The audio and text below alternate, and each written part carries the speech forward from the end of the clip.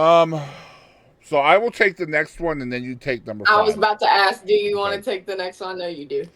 So, as you guys may have known, or from prior episodes, where we have discussed Doctor Disrespect, not once but twice on this show, it was inevitable that the giant piece of trash was going to make an attempt at coming back, and that has now occurred. So he has made his return to streaming, um, and of course he's just trying to act like nothing ever happened. But I wanted to talk about this Forbes article that came out, and Forbes has been on top of this shit. Okay, so Forbes has like two or three different articles that have come out since Doctor Disrespect came back. But I definitely wanted to talk about this one in specific because it talks about other streamers that are slamming Doctor Disrespect, including some of his closest former friends, who are Mhm. also giant douche nozzles, in my opinion. Some of them. Not all of them, but some of them. But anyway, let's talk about this. It says top streamers slam Dr. Disrespect after his return to streaming. You can find this at Forbes.com. Guy Dr. Disrespect Beam, after previously admitting to inappropriately contacting a minor, has now returned to streaming after several weeks on quote unquote vacation, Vacation. offering a 20-minute explanation about the incident, and then returning to YouTube gaming as normal. While a number of his fans have welcomed him back with open arms, the same is not true for top streamers in the industry who previously condemned his behavior. None have changed their tune, even his former friends, many of whom can't believe he came back at all. Language warnings are coming in, by the way. There will be some language Oh stuff. yeah, they should have got that when we started the show with me. Right? Anyway, the most notable statement is from Nick Merckx, the openly transphobic and Dishonor. controversial streamer, who was Doc's former friend and gaming buddy, who is not having his return at all, saying this blank Dr. Disrespect is married with children, pushing 40, admits to texting. This is a direct quote from Nick Merckx, by the way. Admits to texting a minor inappropriately, his words, not mine. So I cut ties because obviously that's inexcusable. Now I'm a shitty friend for not having his back, question mark. Bunch of brain rot morons on this app. And that's the end I of the love, quote. I So love the word brain rot.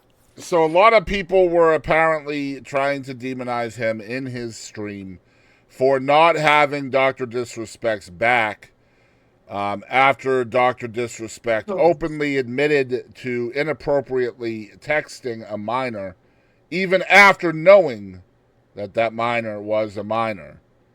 And somehow Nick Merckx is the one that's getting hate for not having his back. But anyway, Nick Merckx deserves a lot of hate for a lot of other different shit that we've talked about on this channel. Cutting ties with Dr. Disrespect is not one of them. That is a smart Yep. decision to make. But anyway, I move Yep. on. Another streaming doctor by the name of Dr. Lupo offered one of the most forceful torchings of Doc's return. And I quote, there is no way you do not have fucking brain damage from this. There's absolutely no way. If anywhere along the path you go, oh, that's fine, you got something fucked up in your head. He messaged a 17-year-old, again, I'm interposing here in the middle of the quote. We don't know for sure that it was a 17-year-old. Okay, we don't know that. This is conjecture on his part. Back to the quote.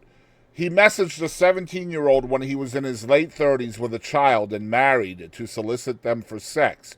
And every single time he talks about it, it's going to be sugar coated. It's going to be dumbed down because at what point are you going to say, yeah, I wanted to fuck a teenager? Do you think he's going to say that? Unquote. There were similar statements from other top streamers. Now, the reason why I interposed in there about the 17-year-old is because Dr. Lupo may know more than we do. Hmm. Okay? Dr. Lupo did have a relationship with Dr. Disrespect. They were friends, they were acquaintances. I don't know how close, but he is going to know things that we won't just because he's Right. a big person in the industry of live streaming and content creation.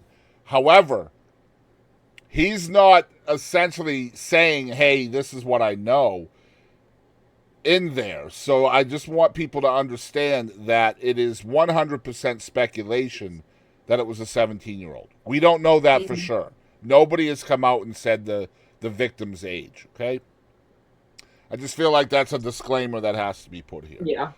There were similar, back to the article, there were similar statements from other top streamers like XQC, who linked to Rod Breslau's Rolling Stone report about the facts of the case, saying, quote, reminder for those whose brains have turned off entirely, unquote. Breslau says he, quote, fully stands by his reporting, unquote, which includes the fact that Disrespect sent explicit messages to someone he knew was a minor. Doc offered a winding explanation for his actions. I'm just going to remind everybody out there why this is a thing. Doc offered a winding explanation for his actions, saying that actually the person was above the age of consent. That's supposed to say consent, but discussing the legal definitions of sexting and minor, which led to no criminal charges being filed. He previously edited the word minor in and out of his now deleted confession tweet, now saying the word was meant to, quote-unquote, bait journalists. And now he says he's getting ready to take legal action against those involved in or who reported on this situation. His overall explanation, without any evidence, like communications with Twitch or the release of the messages he sent, has somehow satisfied many of his fans, but not most outside observers, including effectively all the other streamers in his industry, myself included, by the way. I think it's really fucking funny that you're gonna bait a journalist by being a pedo. Like, what? So he's deleted he's deleted everything off of his social media that has anything to do with this. And now he's threatening legal action against people that are reporting essentially the words that he himself said. Right now, he's still currently demonetized on YouTube, and he's going to be able to reapply for that in a few weeks. It'll be interesting to see if he's able to get remonetized on YouTube or not, because I feel like YouTube may want to steer clear of this one. Just a thought. I don't know. But I feel like perhaps Dr. Disrespect is just essentially trying to do what we thought he would try to do. A couple months ago. We thought he would just disappear and hopefully it'll bowl over. And honestly, it's up to everybody else. People like Dr. Lupo and Tim the Tap Man and even Nick Merckx and other folks in the industry. It's going to be up to them to keep this in the forefront of the news. Because it can't go away. We can't allow this shit to go away and just act like everything's back to normal. This man literally tried to prey on a person that should not have legal consent. They do not have legal consent. That's why they are a minor. And just so we're clear, if indeed it is a 17-year-old, and even if in the state that 17-year-old lives in, if the age of consent is 17 in that person's state, it is still against the law to interact in a sexual manner with anybody under the age of 18 in the United States on the internet, period. You cannot do it on the internet. The thing that separates the state law from the federal law is the internet. If you target somebody on the internet under the age of 18, that person cannot give consent within the sphere of the internet. All right? Mm-hmm. Now, if you were talking to that person in person at the mall or something like that, in that person's state, and the state's consent age was 17, then you're good to go. But at the same time, let's still look at the fact that she's 17. Perhaps, again, this is conjecture, perhaps she's 17 and he is in his upper 30s when this goes down.